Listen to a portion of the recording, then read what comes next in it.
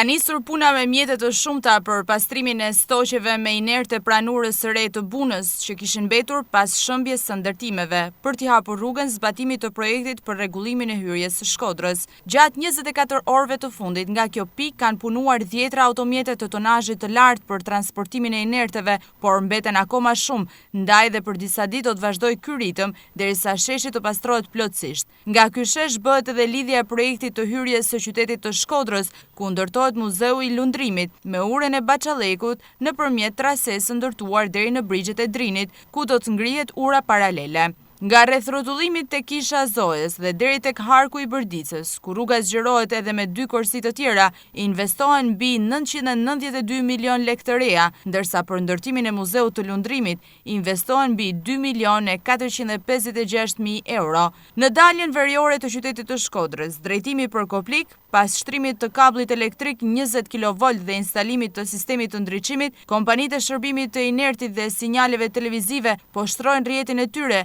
në mënyrë që të mos jetë më nevojshme të hapen sërish trotuaret më vonë. Kështu, në të njëjtën kohë kryen instalimet e rrjeteve kablore për disa shërbime në këtë zonë dhe në vijim vazhdojnë punimet për rregullimin e trotuareve deri në hyrje të qytetit deri tek rrethrotullimi në Rus. Edhe kjo zonë është shumë e rëndësishme për qytetin e Shkodrës, pasi këtu nis prezantimi me këtë qytet për turistët që hyjnë në vendin tonë nëpërmjet pikëkalimit kufitar Hani Hoti të Malësisë së Madhe.